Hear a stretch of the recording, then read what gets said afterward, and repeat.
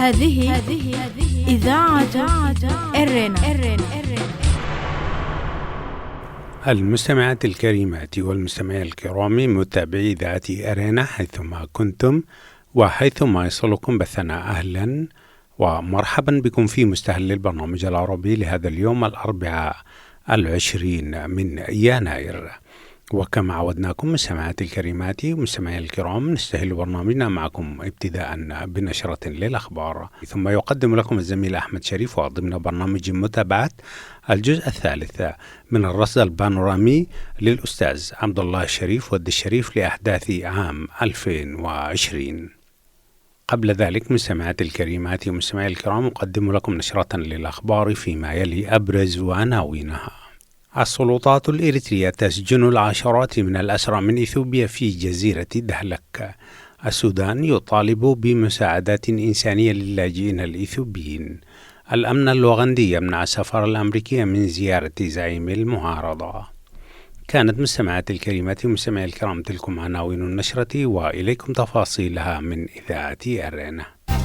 إذاعة إرينا، صوت مستقل لإريتريا. تفيد مصادر لإذاعة أرينا بأن العشرات من الأسرى الذين أسروا في إثيوبيا يتم حبسهم في زنازين تم بناءها تحت الأرض في جزيرة دهلك المعروفة.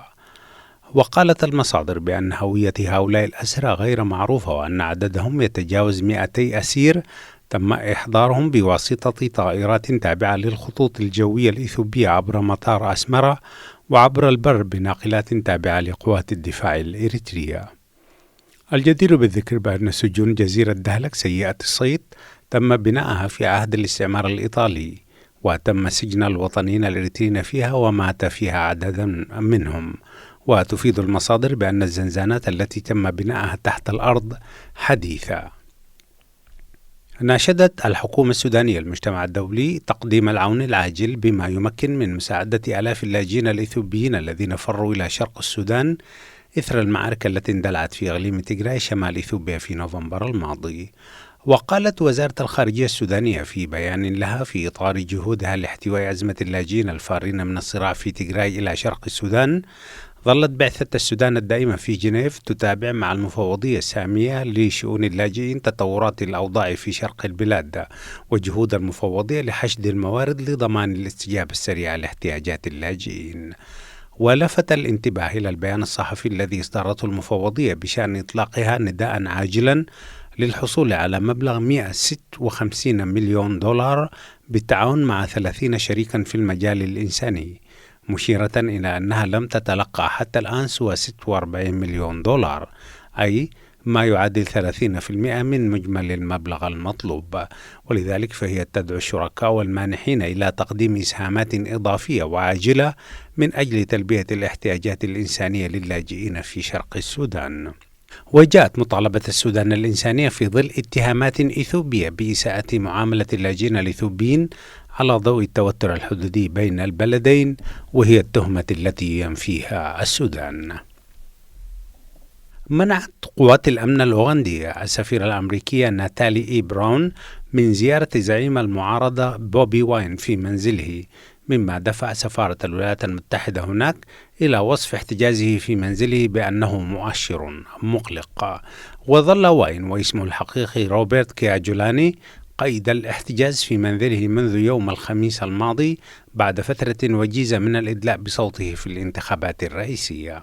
وادعى الرئيس يوري موسيفيني البالغ من العمر 76 عاما والذي يحكم البلاد منذ عام 1986 الفوز في الانتخابات بنسبة أصوات 59% مقابل 35% حصل عليها واين.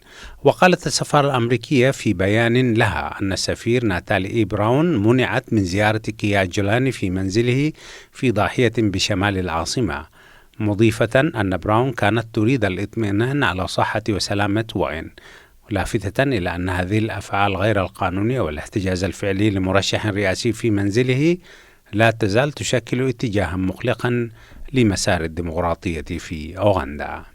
بهذا الخبر من كامبالا مستمعات الكريمات ومستمعي الكرام، نكون وياكم قد وصلنا إلى نهاية نشرتنا الإخبارية لهذا اليوم، وهذا تذكير بأبرز عناوينها.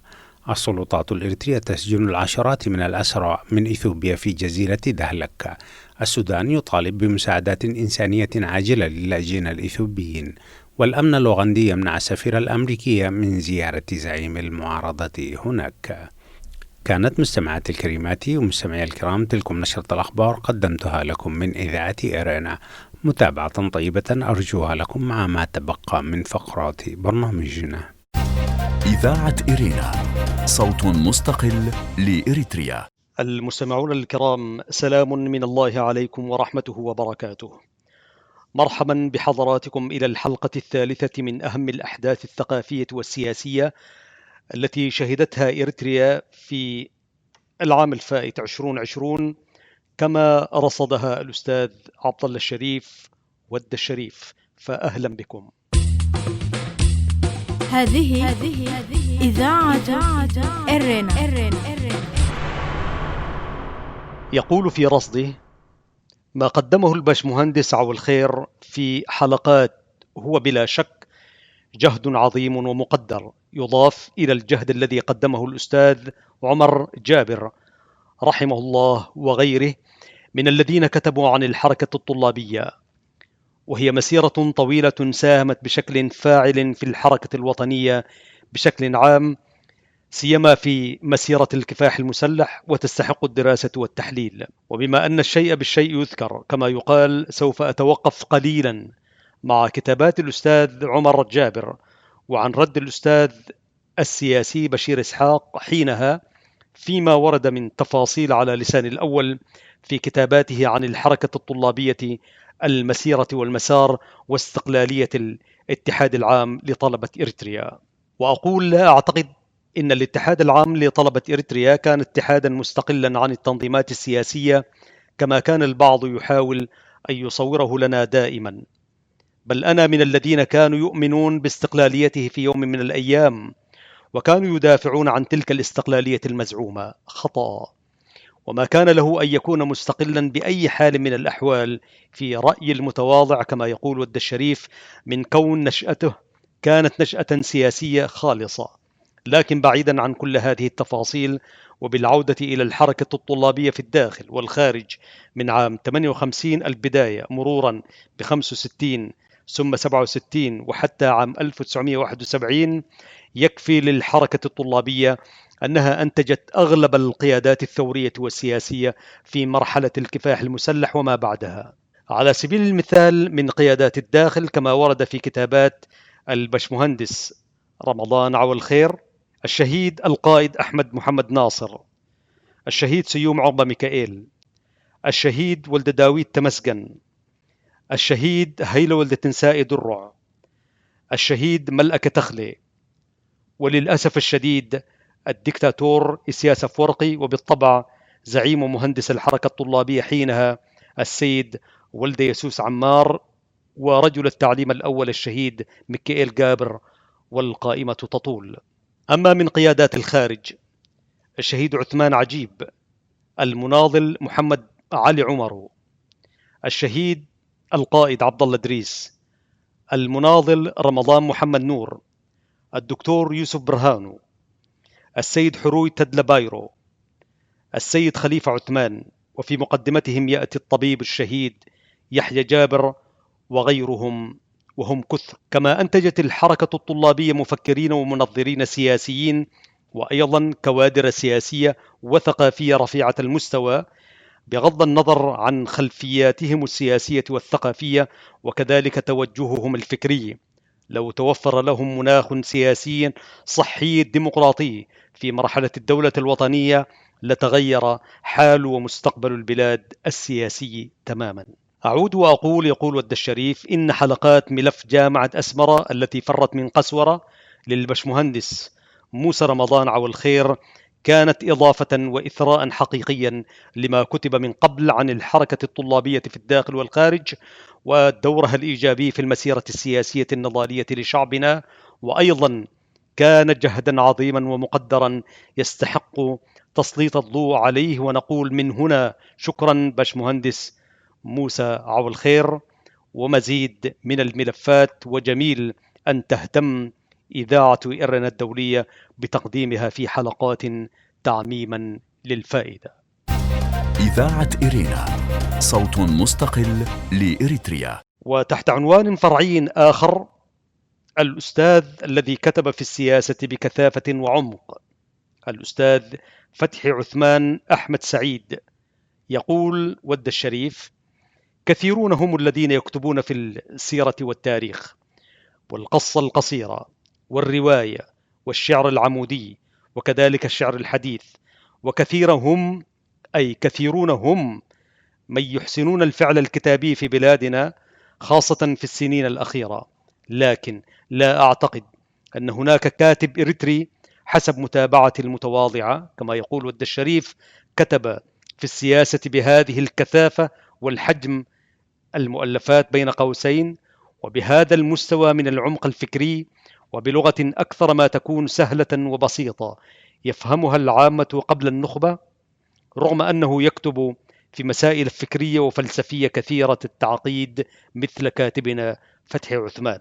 فهو لا يكتب من باب الترف أو حين يتذكر الكتاب كما يفعل بعضنا، بل يكتب لأنه يرى أن هناك ضرورة ملحة للكتابة، وأيضا ضرورة لفهم الأحداث وتحليلها في سياقها التاريخي والموضوعي، ومحاولة إيجاد تفسير لها ولظواهر، أي لظواهر التي تصاحبها، كأن الرجل يؤسس لمدرسة جديدة في الكتابة على المستوى الإريتري. طبعا كتابة تهتم بالدرجة الأولى بالإنسان وتطوره الثقافي السياسي الاجتماعي الاقتصادي كذلك الفكري، من خلال طرح الأسئلة كما يقول ومحاولة الإجابة عليها حتى لو كانت إجابات فلسفية، ليترك الباب مفتوحا للاجتهاد والحوار.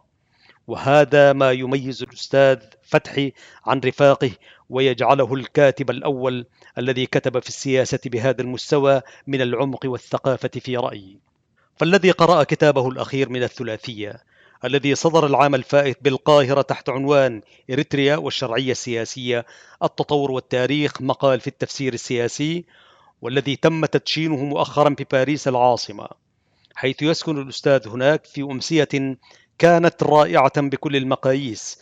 وهنا لا بد من الإشارة إلى أن الأستاذ إدريس خليفة كان أكثر من رائع في تقديم قراءة مختصرة للكاتب، ويستطيع أن يتلمس ما أشرنا إليه من طريقة الأسلوب واللغة والعمق الفكري الذي يتناول به الأستاذ مواضيعه، وهو أسلوب مختلف بالمقارنة بأسلوب السرد الذي تعودنا عليه من قبل على الأقل حتى هذه اللحظة، أو حتى نقرأ كتاب الشهيد الراحل القائد إدريس هنجلة رحمه الله الذي خرج إلى النور مع نهايات العام 2020، والذي من المؤكد سوف يكون مختلفا فيما يحمل من تفاصيل وحكايات، وسيكون أول كتاب كتب في لحظة وظروف خاصة ومختلفة تماما.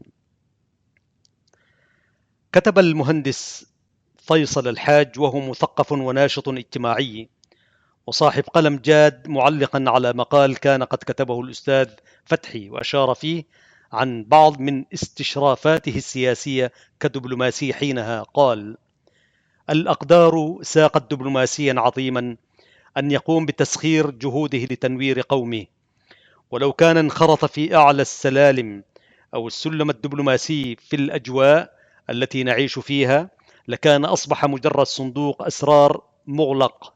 وأضاف ود الحاج قائلا: فقد اختاره الله لمهمة أعظم مما كان يتوقعها، وساقته الأقدار إلى دوره الحقيقي في التنوير سوقا. الكاتب والمفكر يجب أن يكون حرا من أي قيود وظيفية أو اجتماعية حتى يبدع. وقد تحرر الأستاذ فتحي أخيرا من وظيفته بوزارة الخارجية ليكون موظفا دائما عندنا، وبالنتيجة كان مكسبا لعملية التنوير في البلاد كما قال الأستاذ فيصل الحاج، سيما للمكتبة الإريترية. قد نكون خسرنا بذلك سياسيا عارفا وماهرا، لكن ماذا يمكن أن يفيد سياسي نابغة في أجواء ومناخ سياسي غير صحي إن لم يكن فاسدا؟ هناك من البشر من يخلق لوظيفة واحدة فقط، ويبدو أن الأستاذ واحد من أولئك النفر خلق ليكتب، فهو الذي كتب خلال العام الماضي أكثر من 50 مقالا مطولة، وأنتم تعرفون مقالات الأستاذ، منها 13 مقال عن أزمة أبي أحمد السياسية التي انتهت بحرب يصعب في الوقت القريب تصور مآلاتها على المنطقة. وقد كتب الأستاذ في كل المجالات وفي كل ما يمكن تصوره، في السياسة والاقتصاد والتاريخ والفكر والمفكرين. إدوارد سعيد كان واحدا منهم، والأدب والشعر والشعراء، طاقور مثلا. كذلك في الرياضة سقوط فريق برشلونة، فضلا عن كتابه الأخير الذي أشرنا إليه المكون من 285 صفحة. الإهداء بذاته فيه نص مؤثر: إلى الذين في منابت الهواء عوت في آذانهم رياح الفناء، وملأت أفواههم رمال الصحراء، وإلى الذين توسدوا قاع البحر، وإلى آخرين لقوا وعثاء السفر وكآبة المنظر وسوء المنقلب في القوارب والسفائن، لهم أنحني لأضع على مراقدهم هذا السفر.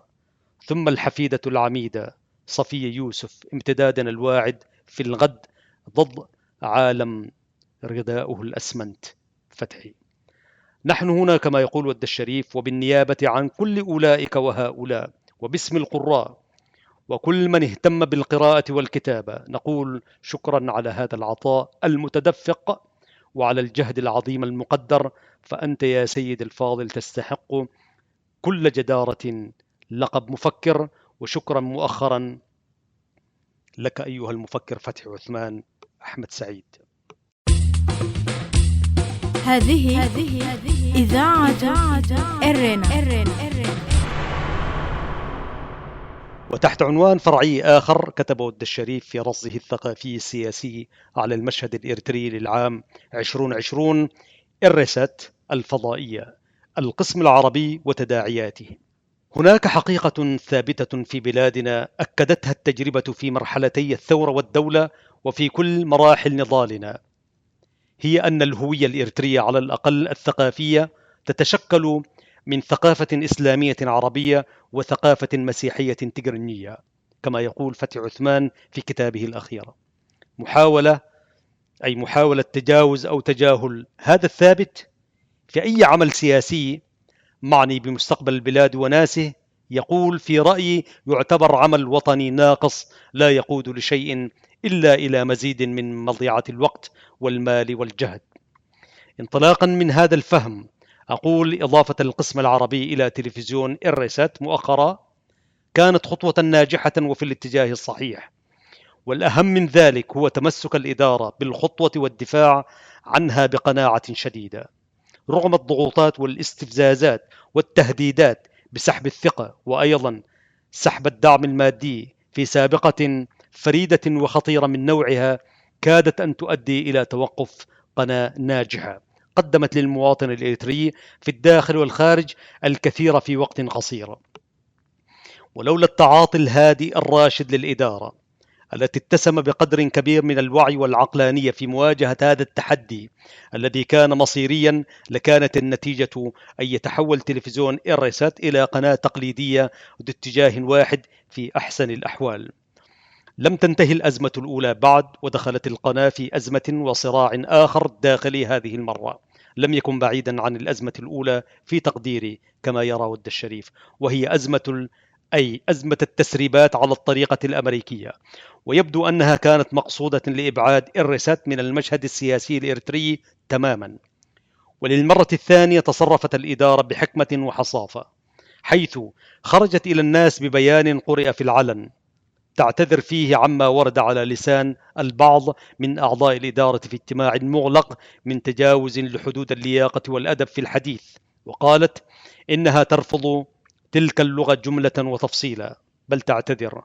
لم تكتفي القناة بالاعتذار فقط، بل قامت، وذلك احتراما لعقول المشاهدين والمتابعين ومن باب المسؤولية، بإعفاء جميع من تورط في تلك اللغة من مسؤولياتهم الإدارية، وكان ذلك أسلوب مسؤول ومتقدم جدا.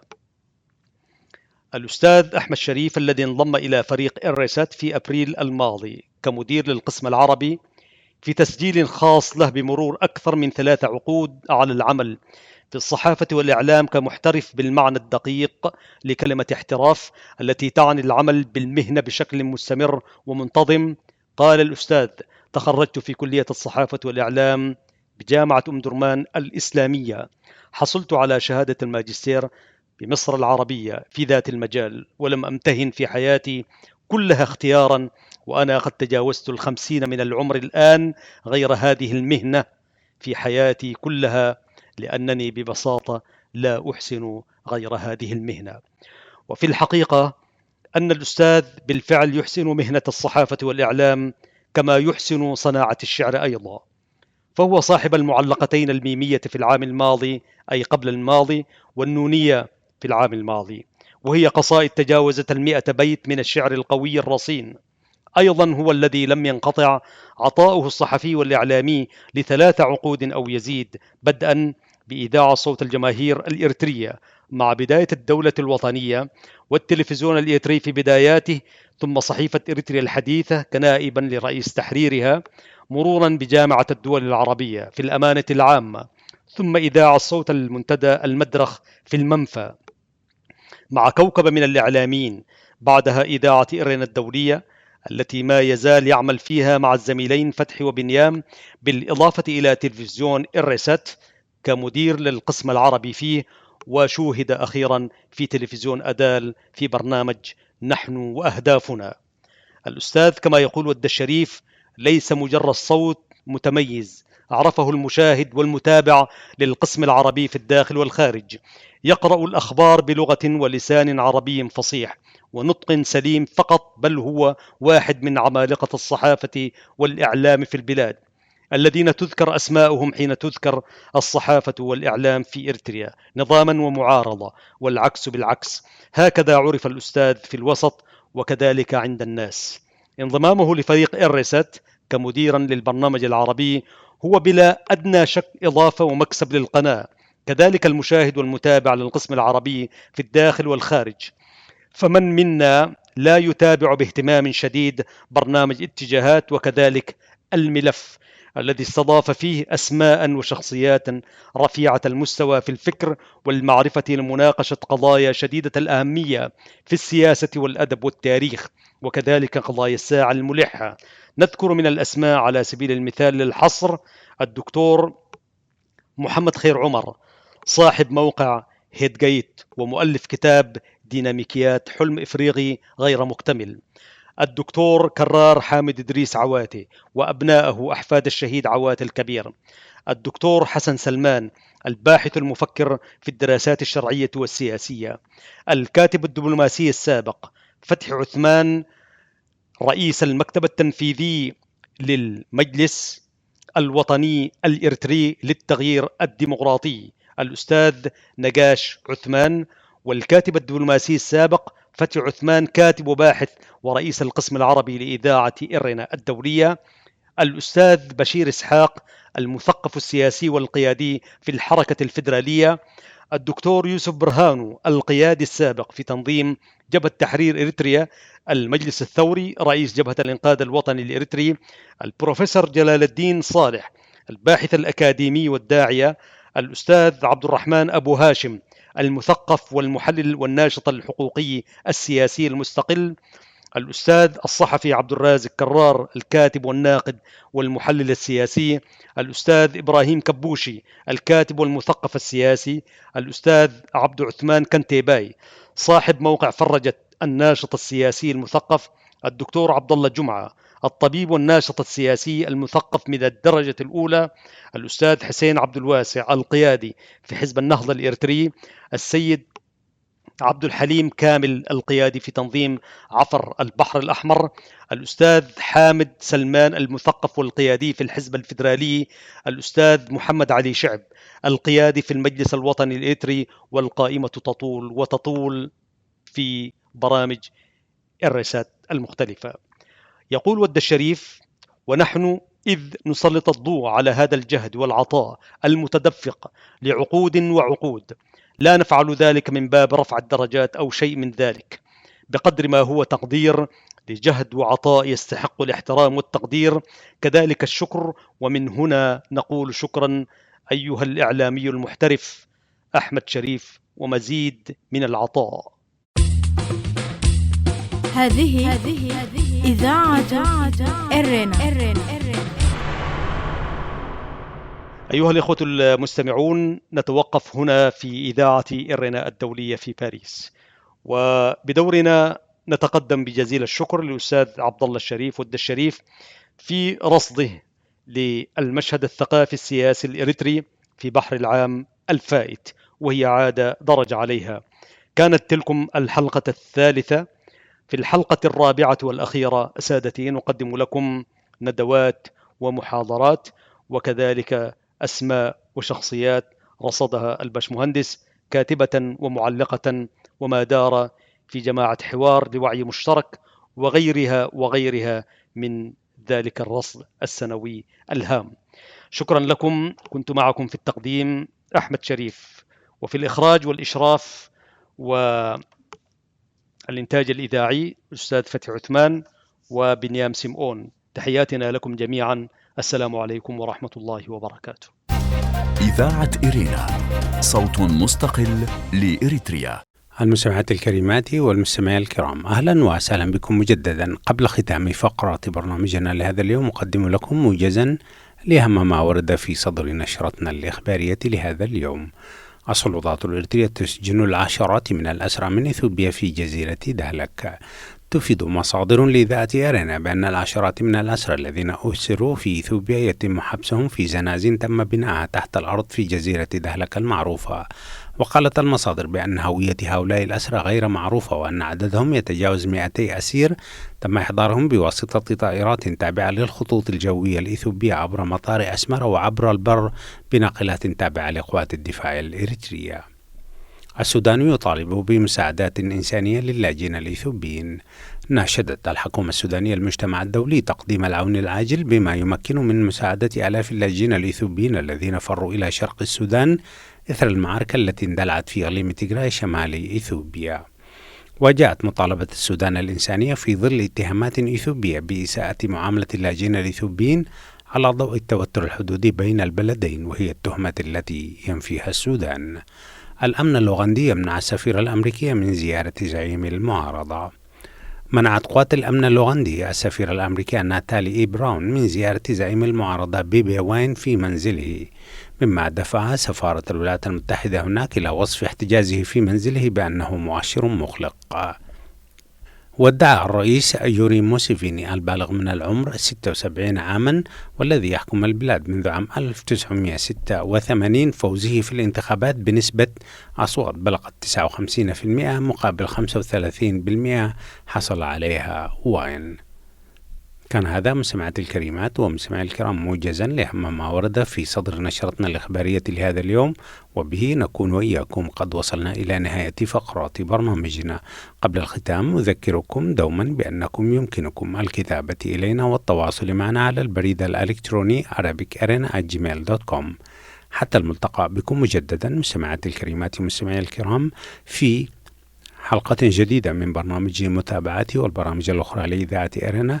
تقبلوا تحيات زميلي أحمد شريف ومحدثكم فتح عثمان، وتقبلوا كذلك تحيات زملائي في الاستوديوهات الرئيسية للإذاعة في باريس، ودمتم في رعاية الله وحفظه وأمانه. هذه إذاعة إرنا.